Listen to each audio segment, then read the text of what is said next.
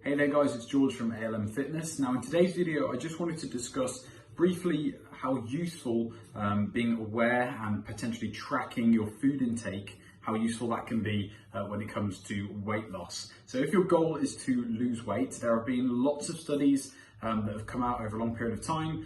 More recently, obviously, as new technology has emerged to show that tracking or self-monitoring the food intake that you have on a daily basis can produce and will produce longer, greater long-term results than those people who don't track or don't self-monitor. So what does that mean? Well, when we talk about, let's split these people into two groups now. So imagine we had a study where one group, they just kind of went along with their daily life and they knew what they had to do to lose weight. So just eat less and kind of maybe exercise a bit more. So they went about their lives doing that, trying to lose weight, but not really keeping track of anything, just kind of actively trying to eat less and then exercise a little bit more. So you've got that group, and then you've got a group over here that they use an app like myfitnesspal you might have heard of to track kind of each food they're having, each item of food they're having on a daily basis. Or maybe they're using something more simple, like they have a guidance of how many portions they're allowed based on, like a fist of their hand should be like a portion of carbs or something along those lines. So they've got some kind of guidance there,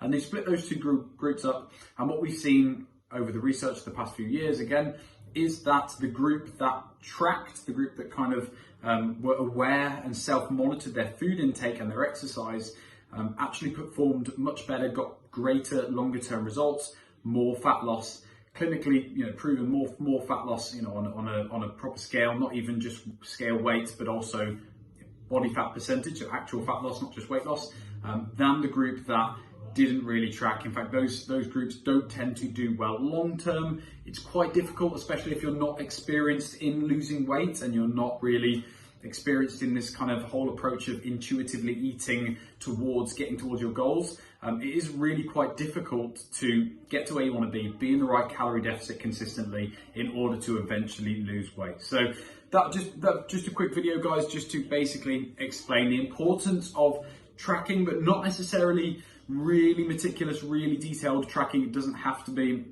right down to the exact milligram of oil you use in a certain dish. Just tracking, and obviously make sure if you're going to do it, you do it properly, you do it accurately, but you don't have to go the myfitnesspal approach route. You can also think of or find more simple ways of tracking, something that works for you, something that's effective and that you can stick to long term, because chances are you're going to get better results doing that than if you were to just kind of go it alone and do what you think is right, because that way we've really kind of got no guidance. And no matter how experienced you are, even me of my own training, lots of coaches as well, you're going to find still use things like myfitnesspal, still log their workouts, plan their workouts, because it is simply the most effective way to do things, and it's going to get you to where you want to be the quickest. So hopefully that's helped, guys. It's opened your eyes a little bit to kind of the differences between tracking and not tracking, and maybe now, if you weren't tracking previously, you might now want to try and track to try and reach your goals a little bit quicker. Thanks, guys.